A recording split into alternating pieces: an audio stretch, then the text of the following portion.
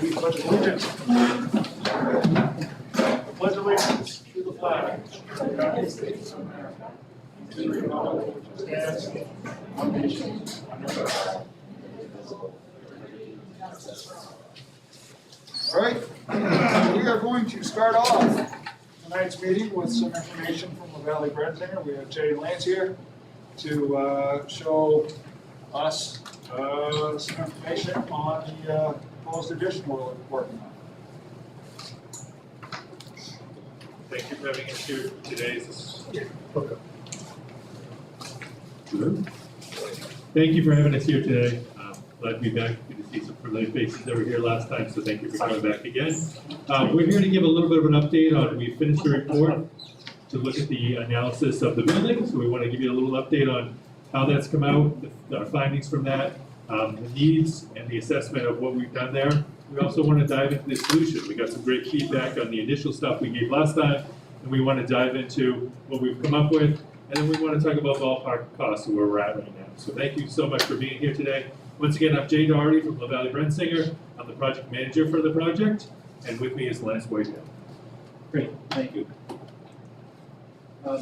Just kind of looking at what we have in store, we've got about a 20 to 25 minute presentation, kind of go through each of these items, and I know we'll take questions after that. We're going to talk about the issues and needs, the future vision of how we're accomplishing that and getting to those needs, our proposed solution, and then turn it over to you guys for questions you have related to that.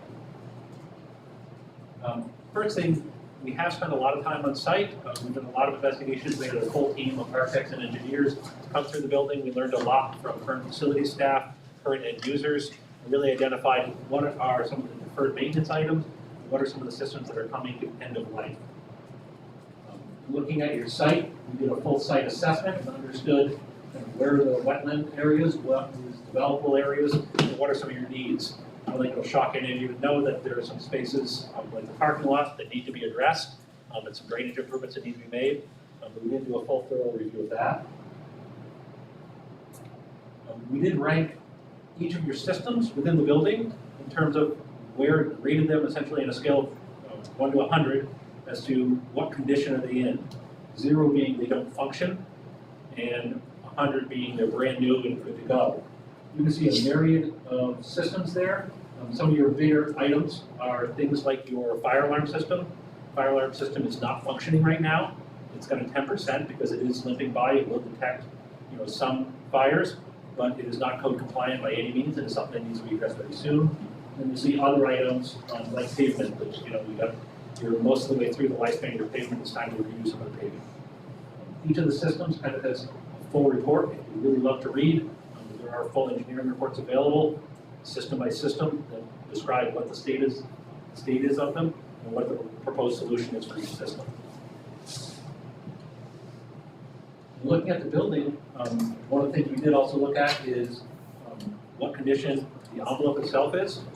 There's a lot of exterior envelope issues with this building. There's a lot of windows that you can see natural daylight through, the gaps. There's a lot of windows that are leaking, warm air to the outside, cold air to the inside, that are creating energy consumption issues and comfort issues throughout the building. There is a full detail you can see here, all the exterior envelope items that if you were to do nothing, if you were to do no bonded project, these are items that you would need to start budgeting for to replace. Replace windows, replace sealants, replace flashing that is starting to fail in your building. We did do a very detailed report looking at specifically some of the items and capturing those. As I noted, fire alarm system, one of our highest priorities, as it is a life safety system. Given that it's not functioning, we're working really hard with the school district now to create a short-term and a long-term solution for this system. We're also working with the fire department to make sure we're bringing this into code compliance and keeping students safe. Given issues, systems like this are safety for the kids, that rises to the top of the list to say if you didn't do a bonded project, this still needs to be addressed. It needs to be addressed very soon. We also looked at how the building is functioning as an education institution. It's one thing to say this building is needs some repairs, this building is in good condition, but the big question is how well is it functioning for what you're trying to accomplish here every day? As you can see from photos like this, there have been a lot of changes and a lot of space needs that have been modified since the building was built. Obviously, this building was not built in an era when we expected to have this much technology in the classroom, this much technology in the hands of the students. And as a result, the school has done their best to get by with what they have and make upgrades as they can within the constraints of the building they have. In looking at that, that has led to some electrical issues. Our electrical engineers went through and they noted that you have a lot of inadequate size electricity systems. This is in terms of both the main structure, the panels, as well as the number of outlets in classrooms. Very often classroom teachers say, I could do more technology in my classroom if there was a spot to plug it in, but I can't take 25 kids and share one outlet. This building was not, as I said, not built for the way technology is integrated in education today. The school has made upgrades over the years. Admittedly, low-cost upgrades is the best they can. But you can see that some of the electrical upgrades they made in the past have not been fully code compliant. We have a number of issues that the electrical engineers cited, like residential grade wiring coming out of panels, not in conduits as they should be for a school. Things that we said, if you're doing a major improvement project, this should be addressed and brought into code compliance and brought into safety standards. We did go through all of your plumbing systems and your mechanical equipment. A lot of these systems are end of life. You can see some of the plumbing systems are starting to deteriorate. Some of those even vent pipes are rusting out. That's why you're seeing a tilted vent pipe. The roof itself is end of life. And some of your mechanical systems really have extended past what we would normally see for life expectancy on these systems. They've done a great job maintaining them, but they're literally coming apart at the seams. And they're really due for replacement. With that replacement, it was a great opportunity to do energy efficient systems that are also better for more fresh air to students, something that's been a very hot topic over the last couple of years, and provides more outdoor air per student and provides more filtered air for a healthier school environment. One of our big items was looking at, when we started looking at how do these areas work for education, we also started looking at how many of these areas are really undersized for their use. We started diagramming that out. If you look at level 1, you'll see several areas that are grossly undersized for the amount of students in them. One of those areas is the area you're in today. As you can imagine, if you take the entire school population and try to fit it in this room, it's not only extraordinarily loud, it is extraordinarily crowded. It's really difficult to maneuver around. It's actually difficult to even function. It's almost impossible to maintain accessible clearances for any student with a disability. There's several other areas that are undersized as well. Per Department of Education standards, areas like kindergarten classrooms. The Department of Education has a prescriptive standard. You should have a 1,000 square foot classroom. The building wasn't built with that in mind. It wasn't built with those rooms being kindergarten. So they've essentially squeezed them into an 850 square foot classroom because it's what they had. Many of the classrooms are undersized. You can see all the orange areas are undersized areas compared to Department of Education standards. It's something that if we do a renovation or addition, that we should look to right and make this a better environment. One of the items worth noting, it's also a lot of health standards that have changed over the years. So the nurses area is one of the areas that doesn't allow for adequate privacy, adequate separation for students who are sick, adequate separation to treat students. Obviously, a real hot topic for schools for the last year, but it's fair to say that you're not in compliance for any healthcare standards for your nurses area. That's something we'd also look to remedy. Looking at the upper floor, quite a bit more of the same. Our big issue with the upper floor is not only square footage of classrooms, but it's what students are on them. So according to the fire code, we're not supposed to have students that are in kindergarten or first grade on an upper floor of the building, because they can't allow for safety egress for them. Fire code also says that we can only allow second graders on the upper floor of a building if they have their own dedicated means of egress and don't compete with other kids for that egress. None of those conditions exist here today. Today, kindergartners, first graders, and second graders all do travel to the upper floor to access art rooms, library, music rooms, etc. And that's something that we really want to make right. Given that we're breaching the fire code and it is creating an unsafe condition, we do need to work on trying to get those students throughout all parts of the day on the first floor so that we're complying with that safety. As part of this too, we had highlighted the corridors. If you were to come here during the day and students are in session, or if you have been here, you'll see that the building generally lacks some of the modern needs the school has, whether it's special therapies or one-on-one meetings or group meetings. Because they don't have space for that, they use the corridors. So if you were to walk up and down the corridors, you pretty regularly see in a stairwell or in a corridor, a couple chairs set up so that people can have a small meeting, so that kids can work together, so that teachers can do their professional development. They essentially have run out of square footage, and are using every square foot of the building to the best of their ability to implement the programs we're asking them to implement. So we highlighted the corridors as, this is not great space, it's definitely not great education space, which is what it's being used for on a daily basis. Furthermore, it's pretty obvious that you've got square footage issues when you drive up to a school and you realize there's temporary portable construction outside that building. That's existed for a number of years here, but we have several classrooms that are built outside the building now that don't fit into the building. There's also a need for additional classrooms due to some of the bubble years that are coming through. So as a school district, there have been fluctuations in populations, and that forces the school each year to kind of rearrange their schedules, rearrange where kids go, and try and find where those bubbles come through, and to accommodate, what the next bubble is. Obviously, with that fluctuations, it makes it really difficult to say all the kindergarten can be together here. We don't know whether it's going to be 3, 4, 5 kindergarten classrooms next year. And each grade level kind of struggling with that. It also exacerbates the issue of not putting first K1 and 2 on second floor spaces. Now, in addition to just looking at the nuts and bolts of the school, what architects and engineers can see with our eyes and can document through photos, we also did meet with end users, or with current users, including faculty, administrators, to say what works and what doesn't work for you inside the classroom, outside the classroom as part of your curriculum. And we also asked them to tell us what you think you're going to need for resources 20 years from now. And some of this is big picture planning, but given that we're proposing making improvements in this building, now is the time to do that, to look as far forward as possible, to set up everything we do to be as flexible as possible, to accommodate both what we do today, as well as what we think we're going to be doing in the future. With that in mind, we did send out lots of questionnaires, did a lot of meetings with every staff member that we can meet with, and got feedback. Some of the things that came to the top, they weren't big things. Staff weren't asking for quadruple-sized classrooms or these amazing, grandiose spaces. They had pretty simple, straightforward things. And the number one issue we heard from staff was, if you're going to make improvements here, can you please start by paving our parking lot so we have, clean, safe access in the winter to and from our vehicles that can be paved. As I noted, power in the classrooms, it's a big problem trying to implement the full technology. They said it's one of their top issues. They mentioned over and over that current technology really needs more outlets than they have in these walls.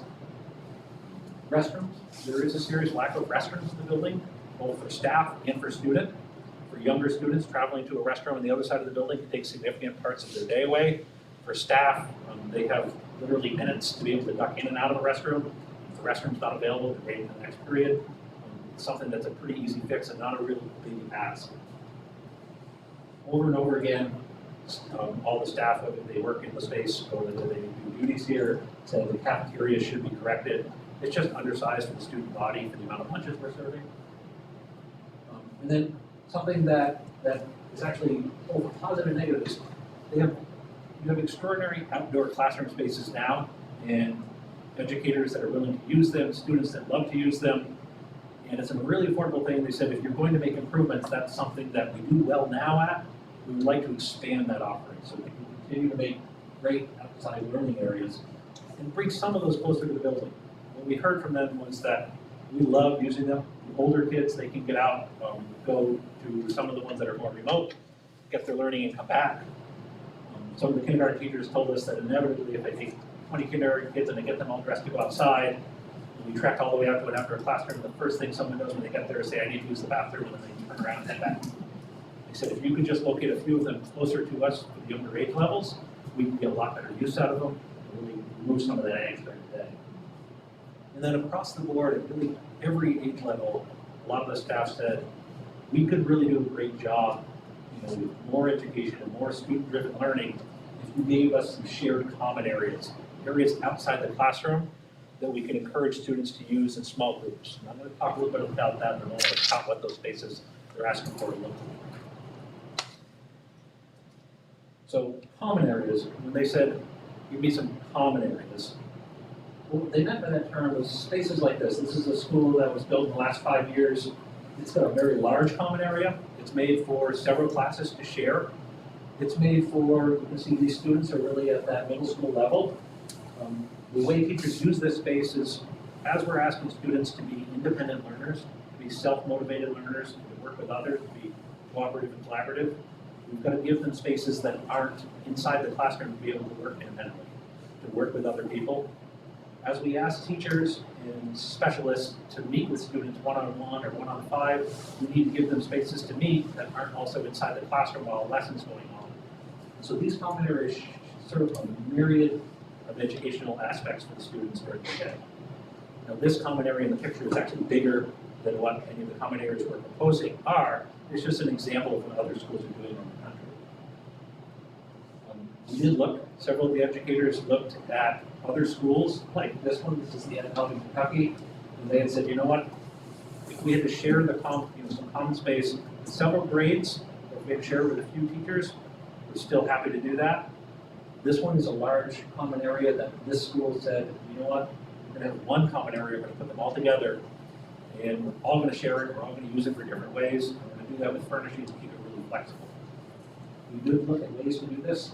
Now, it's fair to say if we were going to build a brand new building, we would be considering options like this, a very large common area right in the center. We did look at options to do that. Ultimately, our chosen concept couldn't justify building a whole new building just to be able to accomplish this one consolidated common area.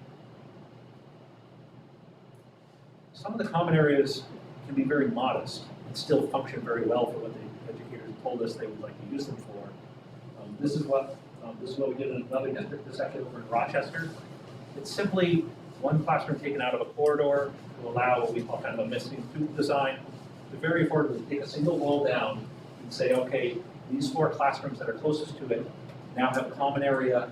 On the right, you can see some meeting space. So if we're doing some of those one-on-one meetings that need to be private, we have a spot to do that. So it's a very affordable solution, create pretty small, modest spaces that can do a lot of things during the day. There's another view of a design like that. And these are some of the things that we did look to implement in this existing building. We said rather than building a lot of new walls, if we can just take down 1 or 2 and create some space inside this building, we think we can do this cost effectively and meet the needs of what they're telling us they need for space to be able to implement. We did do some community feedback. I mean, obviously, community feedback is pretty tough. I mean, just like tonight, everybody's very busy. Community doesn't show up in droves necessarily to give us a ton of feedback. We did our best. We did attend a few events, including the fair. We've had a couple of meetings here. All of our meetings have been public. We haven't had a huge turnout of public coming to all those meetings. We understand. I'm a parent myself. We're a busy group. The few things we did hear from the community was that we should consider air conditioning for the classrooms and climate-controlled spaces. It's something that a lot of people, when their kids come home, they know it's very hot in my classrooms on a lot of days, and it'd be great if we could air condition some of those, particularly as technology grows in the classrooms and throws in more heat loads. That anything we do should have community use. You're going to see that in our design, but that this school is called the community school for a reason, that we need to continue to look at any new space we build as to what the community benefit from if they don't have kids in school. And there was a fair amount of people that did come to meetings and say, you know what, we understand it's time. We don't believe this is, something coming out of the woodwork. A lot of people are fully aware that the building has aging systems, that it has square footage issues. I mean, the obvious portables out there have signified that for a number of years now. And most of the community did say we recognize that something needs to be done here, that we can't just continue to do nothing. So from there, we did switch and say, let's talk about big picture visioning. Let's go beyond what we're doing today, figure out where do we want to be in 20 years. So we had a number of workshops dedicated to this.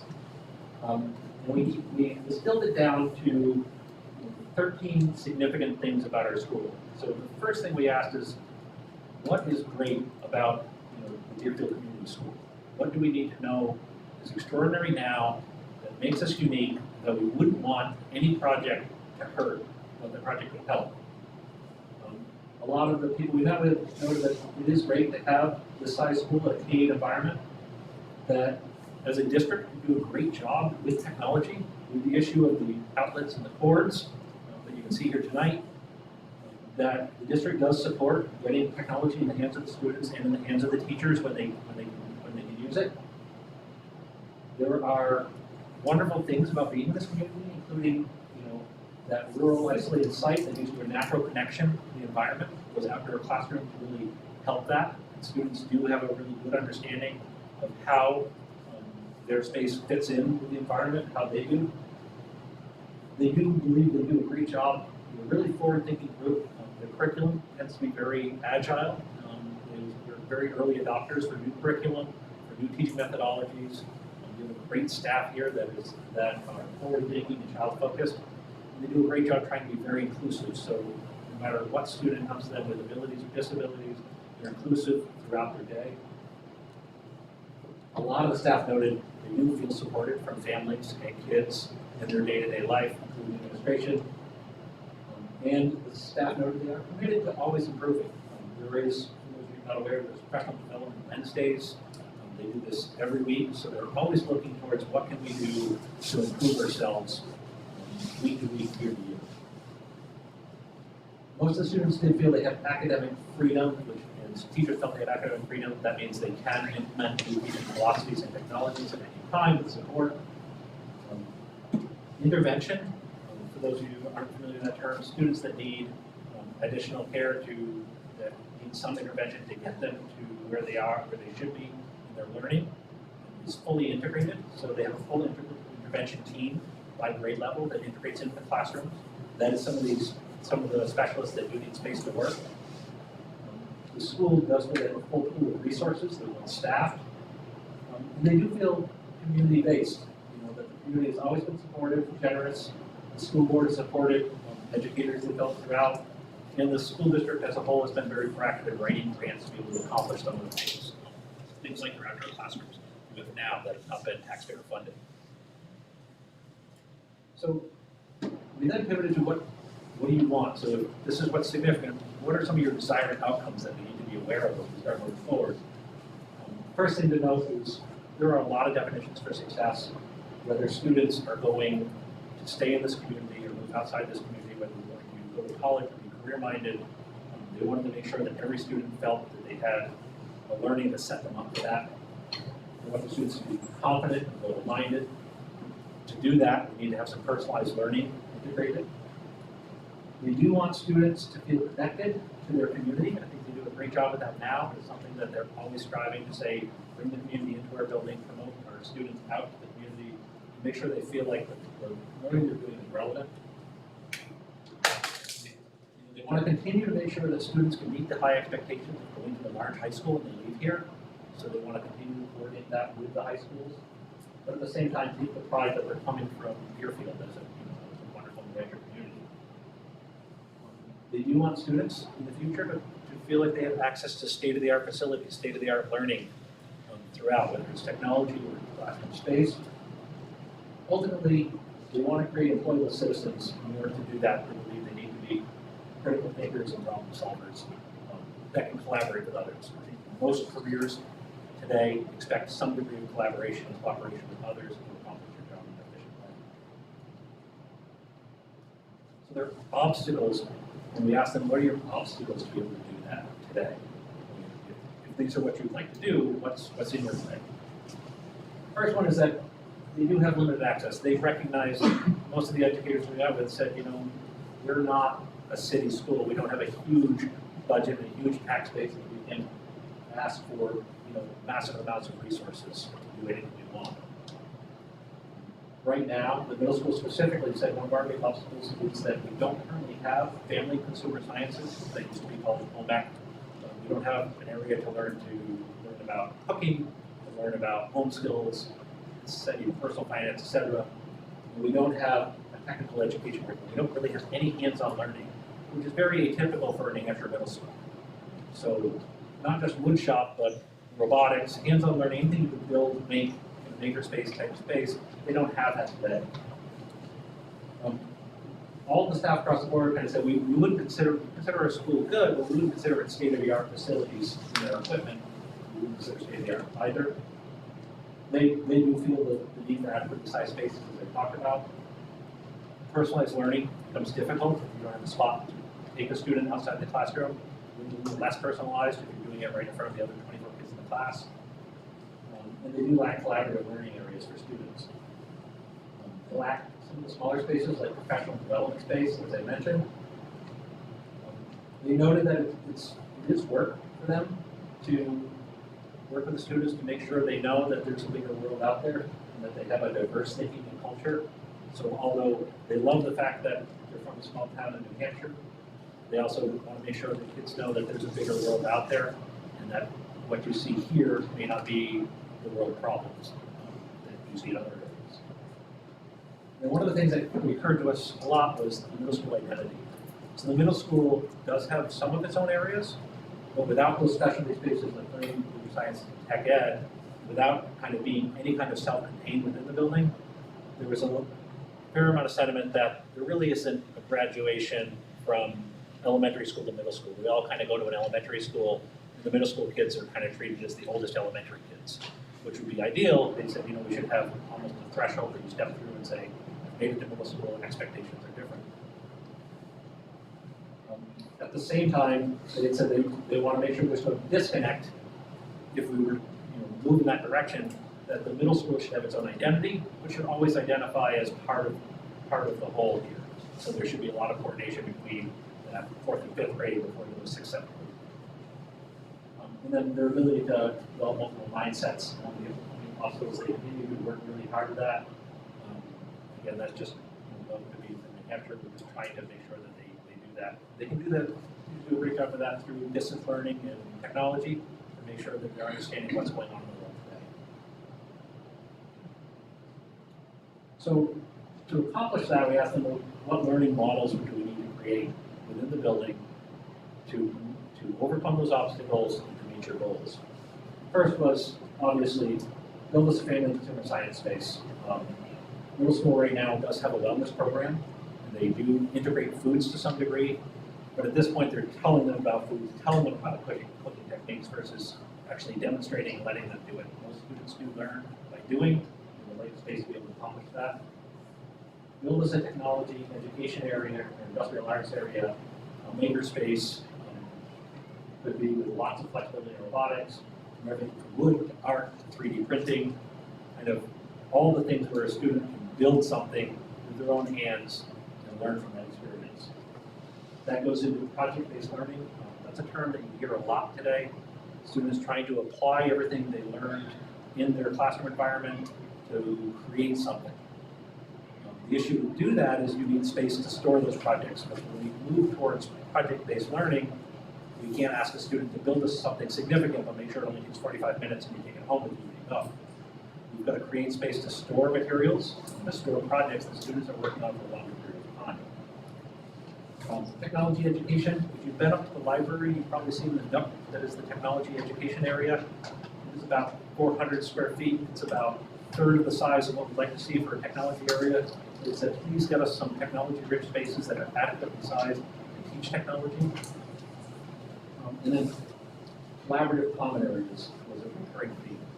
Again, teachers were more than willing to share these. They were not asking that every classroom has their own collaborative area.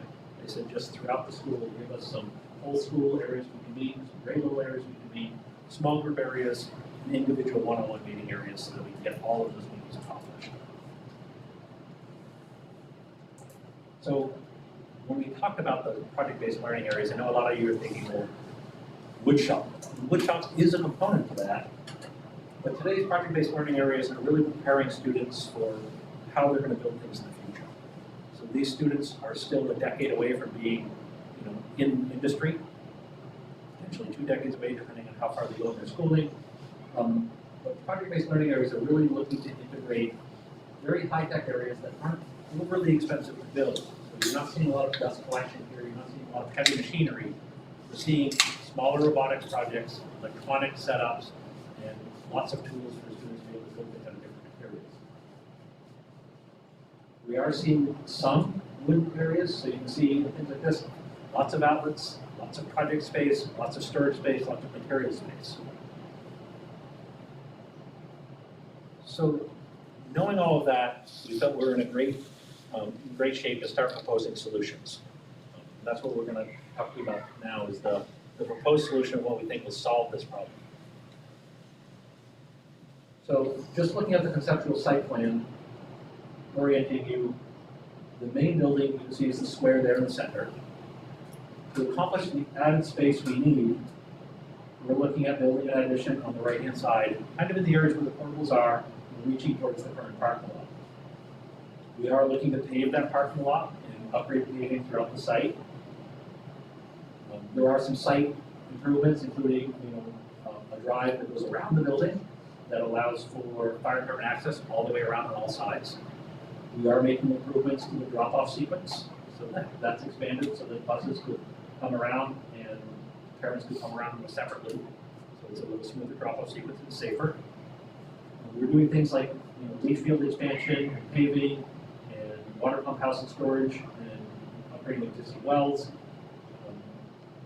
And if you look on the left-hand side, you'll see we've cited a proposed option for community center. We can talk a little bit more about that, but the way we're approaching that is the right-hand side in the renovation of the building is one warrant article. The second warrant article will be put forward to also likely include a community center on this site. Whether that passes or not, we do have a plan for that.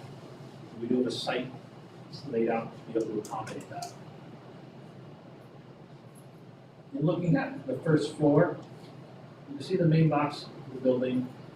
We are right-sizing the administrative areas to make a more secure entrance. We're right-sizing the nurses' areas and special education meeting and office areas up front. The way we're doing that is we're taking over the classrooms to each side, so they're essentially growing in place. As you come around the building, we're reorienting what classrooms are where to ensure that kindergarten, first grade, and second grade are all on this first floor.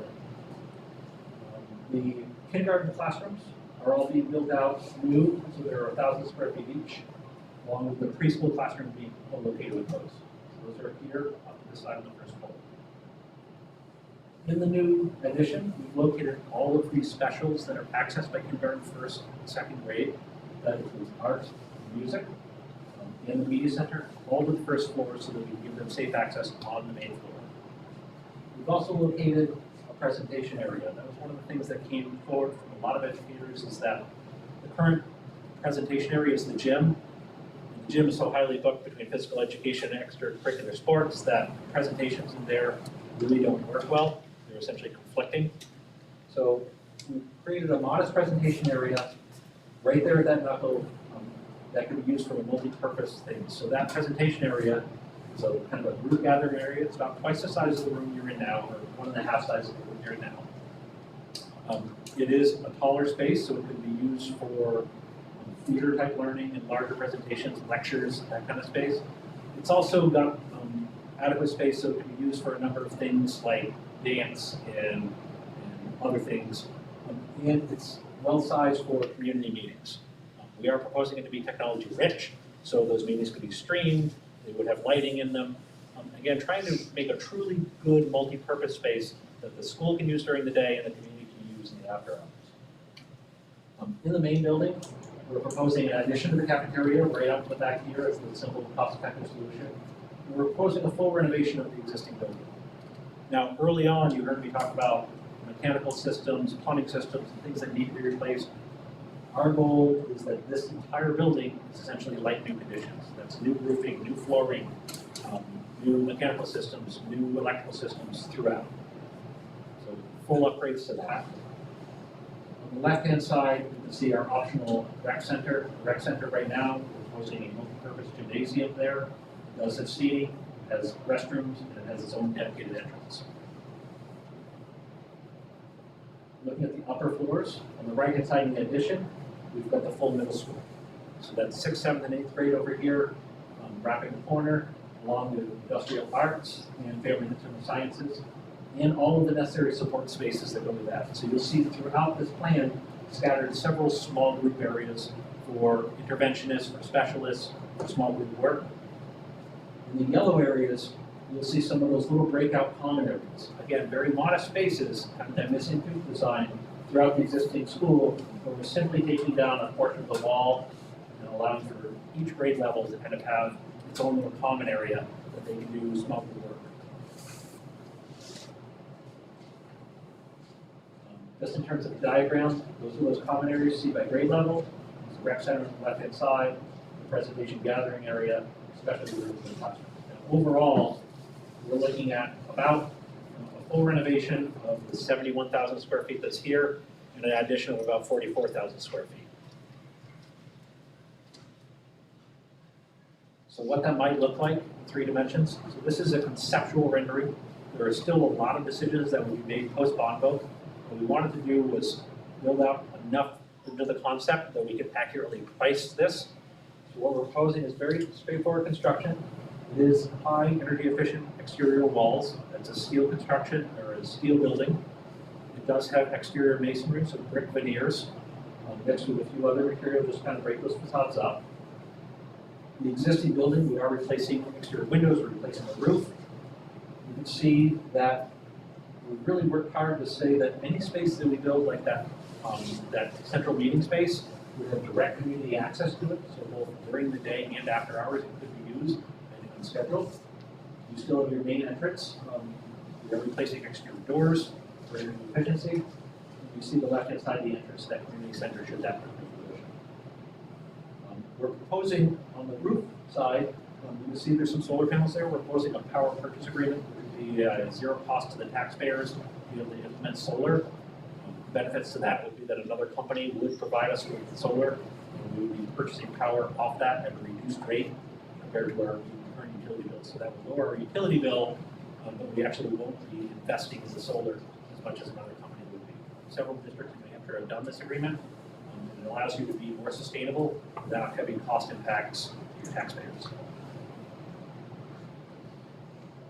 Looking at this from the ground floor, you can see similar type of construction to what you have on site now. It is durable, it is very straightforward, it does have clear entrance points, and it does ensure that all education areas will have good natural light. Looking towards that community center, you see the main entrance. Again, replacing the exterior windows, making energy upgrades, energy efficiency upgrades in the exterior envelope, security upgrades inside, but really renovating it, with the from the box in.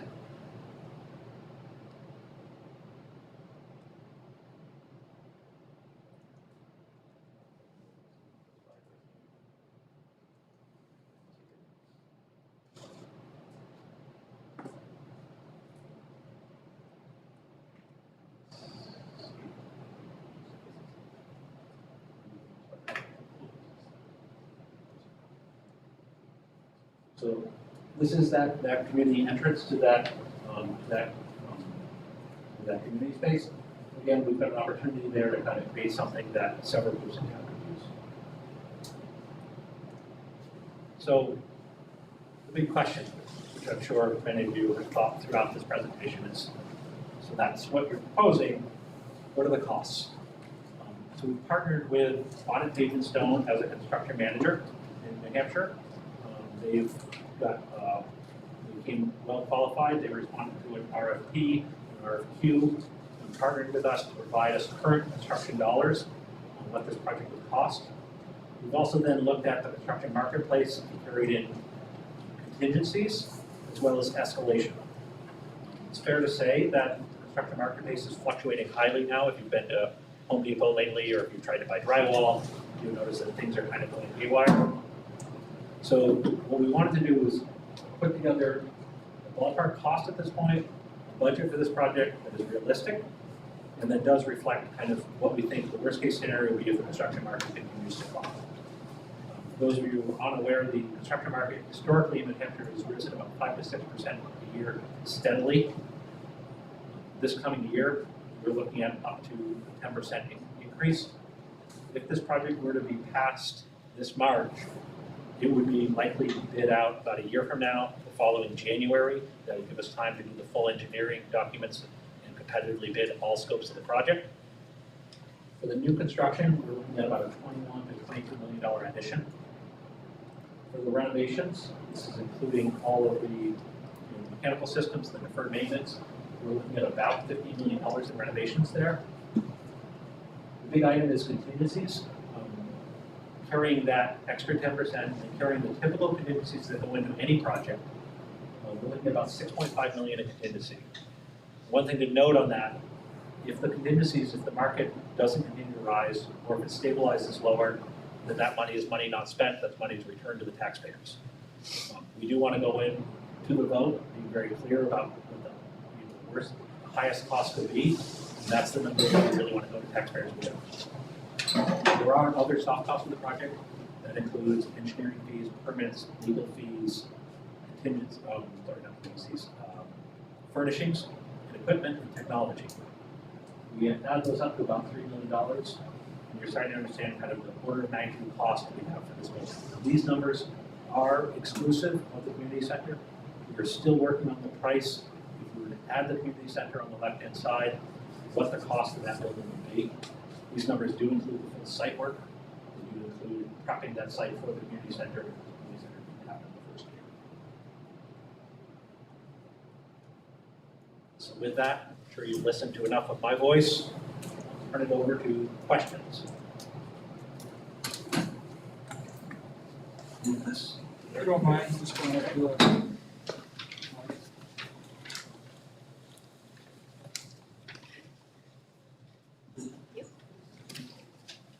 I have just a couple questions, none of them quick probably. But the first one is, can you kind of speak to this approach and the additional classrooms?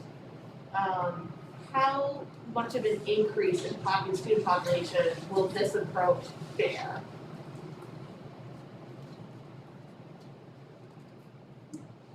I can get you the final numbers. I didn't bring the final numbers. We did look at taking the bubble year that we have right now, which is in which grade? The 7th grade. So we have a 3rd grade and a 7th grade bubble right now that adds 1 classroom per grade. This building accommodates that bubble happening at any grade level. So right now, most grade levels have 3 classrooms per grade. 2 of them have 4 classrooms per grade. This design allows for 3.5 classrooms per grade. That means that any given year you have 50% of your population coming through the bubble. What that does accommodate is that any given year we have a bubble, you don't need to rearrange everybody more than 1 classroom over. So the increased population, I believe, is about an extra 100 kids. I'll get the final number to you, but it's expanding enough to allow for those bubble years to happen more frequently. And then just, and this is maybe too broad and just like from sort of a generalized answer. If this goes to vote in March, you said then that you wouldn't have the final numbers until next year, correct? And then what is sort of the timeline of a project of this magnitude? And then also, clearly this is not a project that's going to be completed over the summer, so you're going to be going through possibly 1 to 2 school years while this work is going on. What have you seen other schools do in terms of how they continue learning through all of this work? So we're working with our construction manager on a phased implementation. What we want to do is ensure that no students are being affected during construction, that education continues, that it's not a detriment to have contractors on site. Preliminary, just the big thoughts in the phasing plan are that we would start by relocating the portables, and then we would do the new construction first. We would separate contractors from students throughout the entire period that the new building was built. We move the students then by grade level into the new building and allow us to renovate this building in quadrants so that, again, construction and improvements are taking place and student learning is still priority 1 on site. Overall, the months of construction, Keith, do you remember the months of construction? 24 months, so two school years now. So 24 months of construction is what we're currently planning for. And again, we'll continue to refine that phasing plan and work closely with the principal to understand how each phase would work. And then one last question, as that's going on, I get that you're prioritizing the new building, but then will you sort of prioritize those safety issues first, like the fire panel and things like that, before you even get to breaking ground on that? Yes, absolutely. So our goal kind of unfolding from the bond vote would be to do the engineering and final designs, the bidding next roughly January. We like January, February, those winter months, because it's the most competitive months in New Hampshire for contractors to bid the lowest price. That suits us for that following summer, to use that summer to hit some of those first safety issues early on. The fire alarm is something we're considering to work with the school district on, and you consider doing that in advance of this project, because it's such a safety issue. But yes, absolutely, the first phases will be attacking the safety issues as much as we can. Thank you, I think it was really great. You did have one quick question about phasing and implementation of that. I kind of wanted to build on that a little bit. As Lance pointed out, safety of students is really important. That's of importance to make sure students are safe through all of that. As we look at this, obviously we have an occupied school, we'll have students going through it. But one of the fun things is that students are seeing a building being built next year. These are the next generations of builders, the next generation of architects. So it's great for the kids if we can turn it into a learning experience for them that can build into the curriculum. We've done that in several school districts where I'll go in to a monthly meeting with some of the students to show them what the progress is and it's all safe. But it's a really great experience for this next generation of students. So it can be a really good experience for the students too. You said that those costs were not including the warrant article 2 for the community center, correct? Just want to clarify. Costs right now exclude the cost of the community center. We are working on that budget. We're planning to have that in about a week. We're just working on trying to get good numbers for that. Again, our construction manager is working very hard to say what is the current market and what is it going to be a year from now when we bid. So it's reaching out to each of the material suppliers to say that, but we plan to have that very soon.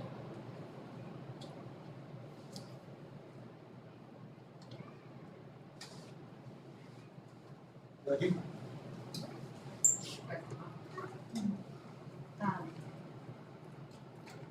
I was just wondering if you could talk about the implications of doing nothing.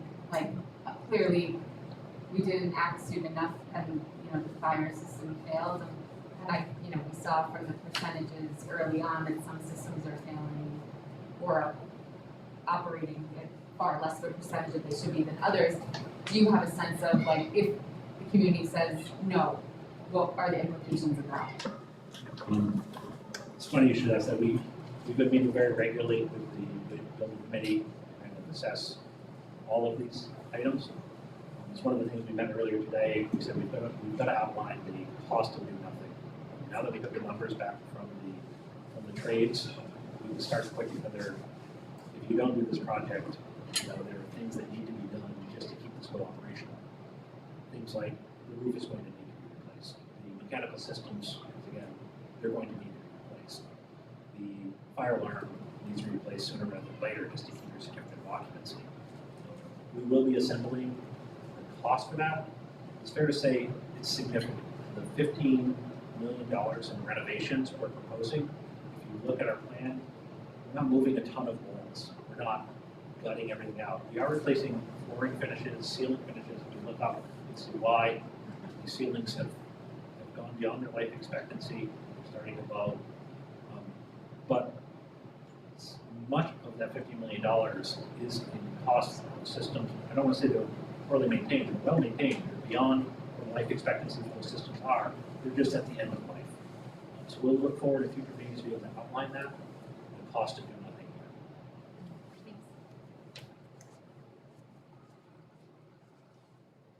here. If you guys don't mind just kind of elaborating on that, but one of the things that I think is worth talking about is like the cost of a roof from 5 years ago, when we were looking at it to what potentially we're looking at today. Because another big aspect of the cost of doing nothing is how much more is it going to cost in 5 years or 10 years? So as we evaluate the cost of doing nothing, and knowing that if you fail to put a warrant article together, then the other option to fund these things through is your operating budget, your annual funding. So if we take things like the roof and say, we're going to do that this year, which means we can't afford to do the mechanical systems, we're going to that in 2 years. When you spread that out across 15 years, you're going to see significantly more cost than the 15 million going forward. Just thinking about the construction market jumping 5-6% a year, if we take 15 million and spread it across 15 years, many of these systems are going to cost double in 8 years, double the price. The school district actually learned that about 5 years ago. They priced out a roof replacement. 5 years ago, they were told by another group that you need a new roof. That roof was about $350,000. Today, what is the cost we're budgeting for a new roof? 8 or 9. About $800,000 to $900,000 today. Now, roofing has risen above many other trades. That's risen more than the 6% a year. That's risen closer to about 8% a year for that particular material cost. But we're seeing that across the board. We're not seeing that any cost of materials or cost of construction is going to go down. Our hopes are they stabilize, but decline is unlikely.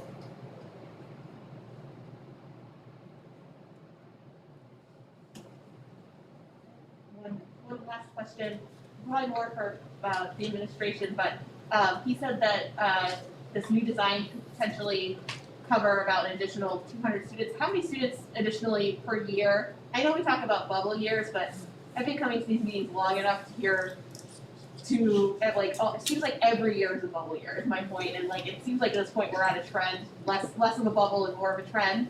So I guess my question is additionally, on average, how many additional students do we take in per year, just so we can kind of all do that math of the longevity of this? Yeah, I know that there's been some, when a former board member was part of the expansion committee, there was some studies done and the projections, I think the last couple of years have skewed the projections a little bit. So it's really hard to tell, but if you go anywhere in Deerfield, you see that houses are jumping off the market as soon as they come back on, and those houses are not just for a mom and a dad, but there's kids in those houses. We on any year fluctuate between 520 and 540 students. I don't know what might be worth taking a look at what the projections are as we move forward with this. I think one of the things that is kind of safe to look at is the town, Deerfield has continued to grow, which is abnormal for a lot of communities in our area. It's difficult to pinpoint a student count when you're looking at the town growth, because as the town is built out, not everybody has kids age out of the schools, so as you're calculating our houses, is housing turning over, is it, starter homes, for lack of a better term, where young families are moving into, but this plan should allow for us to have about a 50% growth in student body and be in a comfortable situation. If we put the town at somewhere around 7,500 residents using that kind of formula, which would be a significant amount of growth for this community. And, a fully built out Deerfield is probably a little bit larger than that, but I don't know that this community is going to let itself get fully built out like some of the other communities in the area have. So I don't know if we're going to see our town turn into Auburn or Chester to that extent.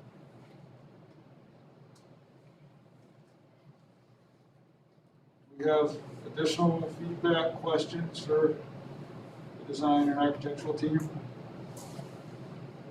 tonight? Anything? All right. In that case, gentlemen, thank you very much. Thank you. And looking forward to this. And I would say, why don't we take a 5-minute recess to give the gentlemen a chance to gather your things and allow us to move on to the next step. Yeah, thank you.